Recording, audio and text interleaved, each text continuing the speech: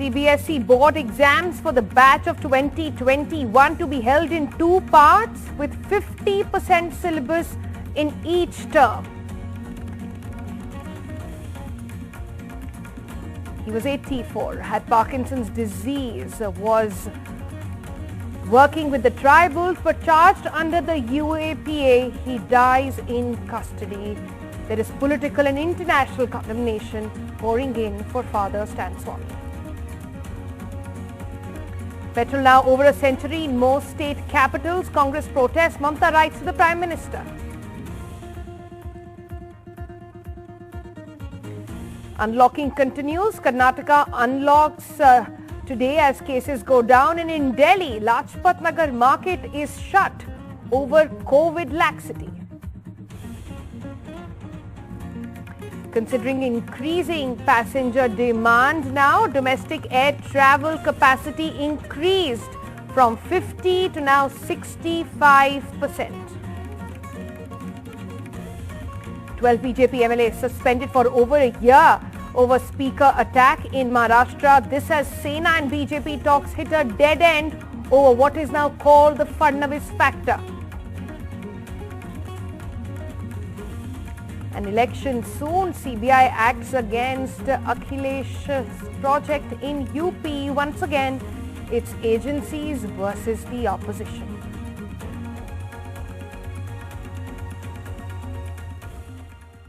Hello and welcome. You're watching NDTV 24/7. I'm Sonal Mehrotra Kapoor's top story coming in from CBSE, which has now released a notification announcing the new scheme of holding the board examination for the batch of 2021. Now, this batch will be giving board examinations in 2 parts. There will be 2 board examinations for them, and this means the entire academic session will be divided into 2 terms. Both terms to be held with at least 50% of the syllabus, roughly 50% in each term to be taken up. The first term of examinations will be held in November-December, second to be held in March to April. CBSE also clarified that this is done to increase the probability of having a board conducted class 10th and 12th at the end of the academic session altogether. Also saying efforts will be made to make internal assessments and practicals more credible this time around. Sukirti joins us for more details on this. Sukirti, the board also in its notification says that no further in-person classes till the time they further notify. Well, yes. So by now, the board has also had an experience of about 1 year where they have seen how online education works, and that is why even in the beginning paragraphs of their notification, they pointed out that this time, while forming the entire curriculum, they have taken into consideration what is the kind of access to digital resources that children across the country have, and especially in rural areas as well. So all of those things have also been kept in mind, and given all of these facts, they are also going to rationalize the syllabus. So they will be definitely reducing the syllabus from the usual extent to which children have to study. So last year also the syllabus had been cut down, and this year again they found that because of the strategy that was followed last year, it worked, it was effective, and as a result of that, they will be cutting down syllabus this year as well. The final rationalized syllabus that will be released by the end of this month. But yes, definitely this time the kind of approach that the CBSE is taking, it depends on a lot of factors. The fact that online education has now been going on for over a year, so those resources, and definitely cutting down of syllabus to ensure that children can cope up. All right, thanks Sukirti for joining us for the very latest. Let's move on now. Outrage has mounted after the death of Stan Swami, the ailing 84-year-old Jharkhand-based tribal rights activist and priest who was facing charges of being a terrorist. Now, despite his worsening health, multiple appeals of bail had been turned down. In his own words, Swami had told the Bombay High Court that he would rather die if things go on like this, as jail had brought him to a situation where he could neither write or walk, and somebody had to even feed him. He had Parkinson's disease, and his lawyers had to reach out to the courts to even get him access to a sipper. In a cruel irony, his death was announced in a court during yet another bail hearing. मुझे बॉम्बे जाने के लिए भी अभी मजबूरी की जा रही है।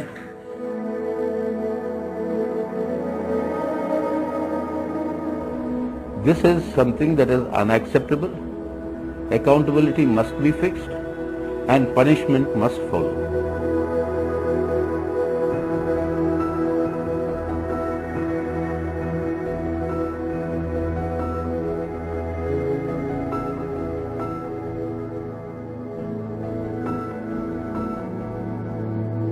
It is in this hospital in Mumbai that Father Stan Swami died this afternoon. Ironically, the news of his death announced to the court during yet another bail hearing. Father Stan Swami tested positive for COVID when he was admitted to the Holy Family Hospital on the Bombay High Court's orders. He managed to fight off the infection. On Sunday, his condition deteriorated swiftly and he had to be put on ventilator support. On Monday morning, he suffered a heart attack and died on Monday afternoon in the ICU of the Holy Family Hospital. Father Stan Swami had repeatedly alerted the courts about the risk to his life, telling the High Court in a recent hearing that I would rather die if things go on as it is. I would like to be with my own. Jail has brought me to a situation where I can neither write nor walk. Someone has to feed me. Political condemnation has poured in, including Rahul Gandhi and Kerala Chief Minister Pinarayi Vijayan, both holding the government responsible. International condemnation too, from the special rapporteur of the European Union and the United Nations, who said they had raised Swami's arrest with the Indian government. Fueling the outrage were the doubts over the charges against Swami, who was arrested along with several other activists in the Bhima Koregaon case for alleged Maoist links and even plotting to kill the PM. Father Stan Swami's body will be taken to a government-run hospital for a post-mortem as he died in custody. His body will be then handed over to Father Fraser Mascarenhas, a fellow Jesuit priest. His last rites will take place here in Mumbai and not in Ranchi or Jharkhand, where he worked for most of his life. With camera person Ashok Mahadik and Arvind Gunasekar in New Delhi, Saurabh Gupta, NDTV. All right, moving on now to the other big story, which is the rising prices of petrol and diesel across the country. And guess what? Petrol is above 105 rupees a litre in not just one or two places, but on that map on your screen, which shows you Mumbai, Jaipur, Ganganagar, Rajasthan, Bhopal, Rewa, Madhya Pradesh, all these places, petrol is above 105 rupees for a litre. There are other places where petrol is above 100 rupees a litre. This is Patna, Bengaluru, Hyderabad, Chennai, and almost nearing 100 rupees is Delhi and Kolkata.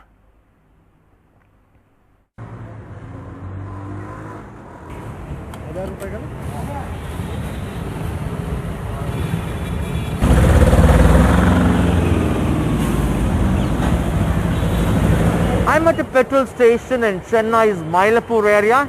Today the petrol price is 100 rupees and 78 paise per litre. I'm filling for 1000 rupees. To break it down, the petrol cost is only 400 rupees. Around 600 go as taxes.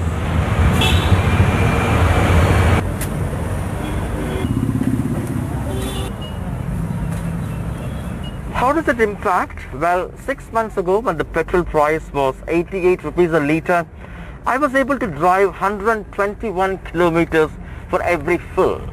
Now with the same car, the same amount, but I'm able to drive only 109 kilometers.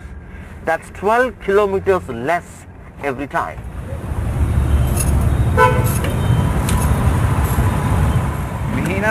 Food and utilities, அதாவது வெளியே வாங்கி சாப்பிட்றது plus வந்து நார்மலாக clothings. So அதில் கொஞ்சம் கம்மி பண்ணால் அட்லீஸ்ட் இதில் இது பண்ணலாம்ல. அட்லீஸ்ட் முன்னாச்சும் 80, 70 அந்த மாதிரி இருந்தது, ஓரளவுக்கு ரன் பண்ணிட்டு இருந்தோம். பட் இப்போ வந்து 100ன்னு இருக்கிற பட்சத்தில் ரொம்ப டிஃபிகல்ட்டாக இருக்குது.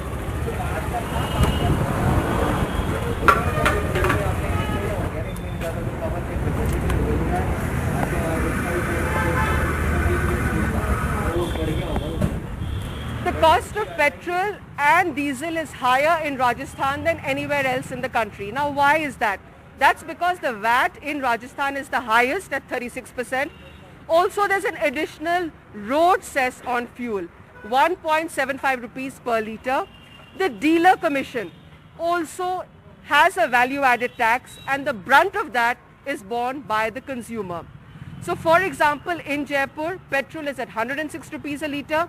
It's even higher in its westernmost district, Ganganagar, where it is at 110 rupees per litre. But how are consumers coping? The middle class consumer is the worst hit.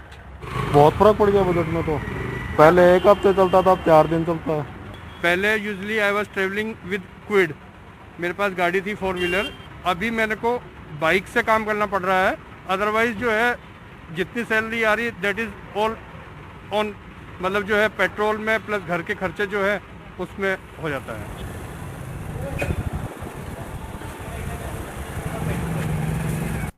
And on those petrol and diesel prices, Mamata Banerjee today wrote to the Prime Minister saying that the cess component has been increased so the states don't get share of the tax anymore, and the government should be listening into and cutting down their share of taxes. Also adding that fuel prices have been raised 8 times since the 4th of May and the centre should do something about it.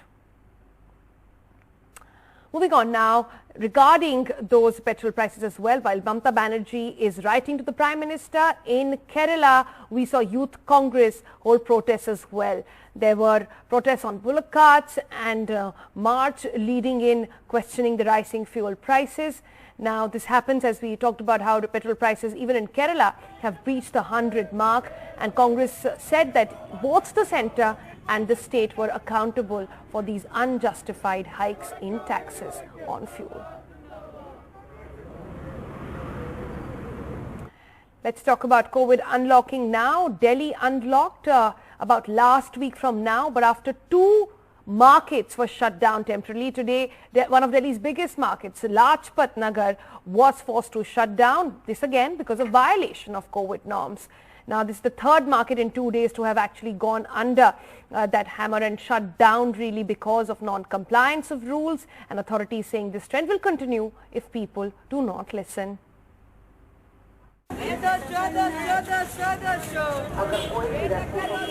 Crowds over the last few days at this top Delhi market triggered this, a complete shutdown.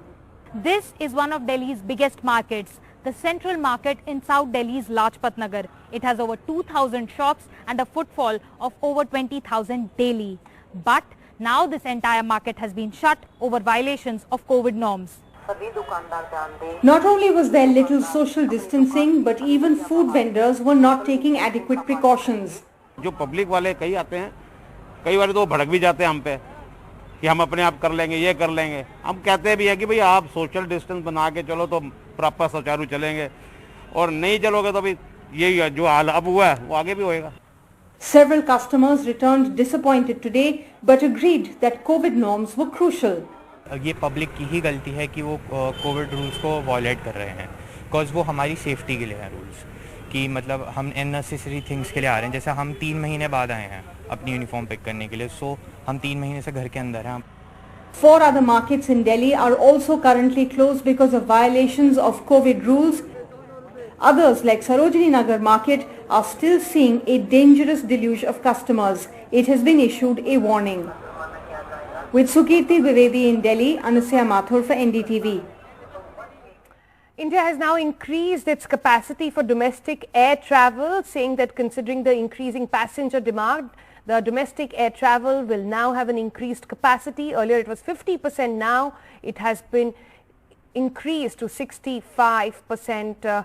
This will go on until any further notice by the Civil Aviation Ministry. With that, we're going to slip into a break. On the other side, what's happening in Maharashtra? The talks between BJP and Sena likely to fail now. This on a day when 12 BJP MLAs suspended for a year.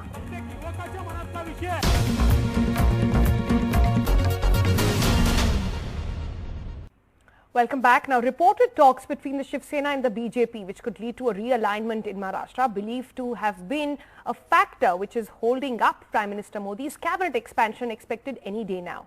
Meanwhile, NDTV is picking up from sources that a possible formula actually involves Devendra Fadnavis to move to Delhi as part of Prime Minister Modi's cabinet, while Uddhav Thackeray to continue as Chief Minister with 2 deputies from the BJP. But today, contrary to these talks, really, 12 MLAs from the BJP were suspended for a year.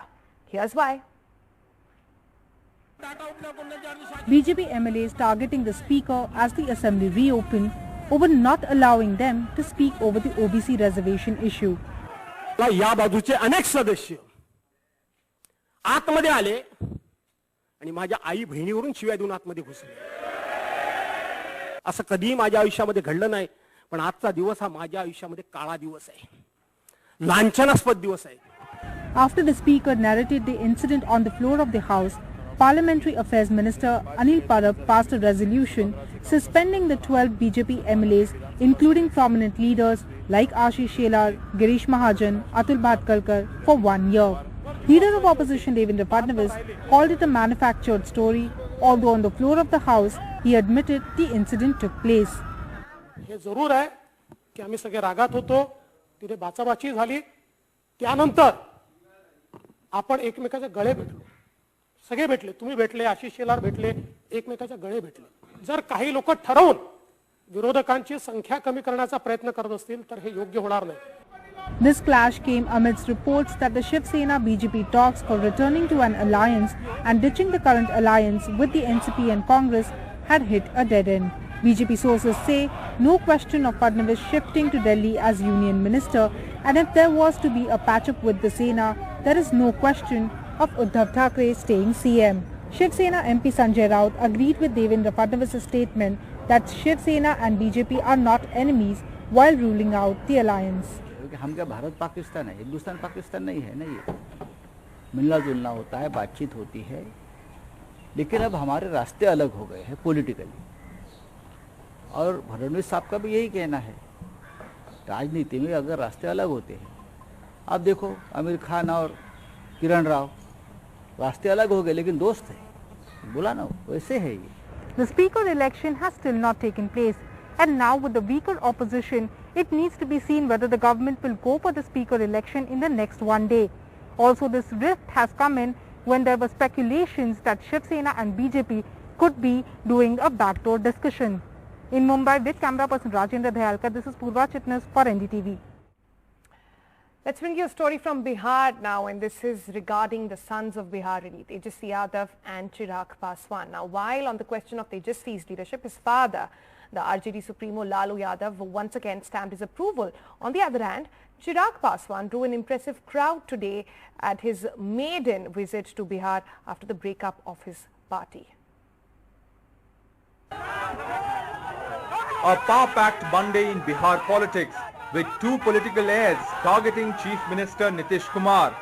On one hand, Chirag Paswan on his first visit to Patna and Hajipur since the split in LJP parliamentary party mobilized a number of supporters to try and show that voters are with him, even though all his party MPs may have deserted him. Hajipur is the constituency his father Ram Vilas Paswan represented 7 times. पूरे बिहार के एक व्यक्ति का आशीर्वाद मिल रहा है. मैं धन्यवाद करूंगा हर उस सत्तापक्ष विपक्ष दल के नेताओं का और उन राजनीतिक दलों का जिन्होंने मेरे पिताजी की जयंती को इतने धूमधाम से अपने अपने कार्यालयों में मनाया. At the RJD's foundation day, its founder Lalu Yadav was seen in public after a gap of 3 years in jail. But the event, managed by son Tejasvi, started with tributes to Chirag Paswan's father, with an aim to forge an alliance with Chirag's LJP against the chief minister. गजब लोग mafia की बात करता. अरे संगठित संस्थानों के भीष्म भ्रष्टाचार के भीष्म पितामह अगर कोई है तो Nitish Kumar ji. In his comeback speech, Lalu targeted the BJP. कहा गया था 10 करोड़ नौजवानों को नौकरी देंगे. हम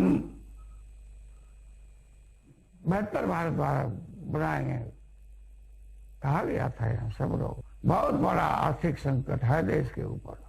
By drawing an impressive crowd from Patna to Hajipur, Chirag Paswan has created more problem for Bihar BJP, which is left with either the option of retaining Chirag Paswan because he continues to hold his sway over Paswan voters or to make his rebel uncle Pashupati Kumar Paras as union minister in the next expansion so that Nitish Kumar is kept in good humor.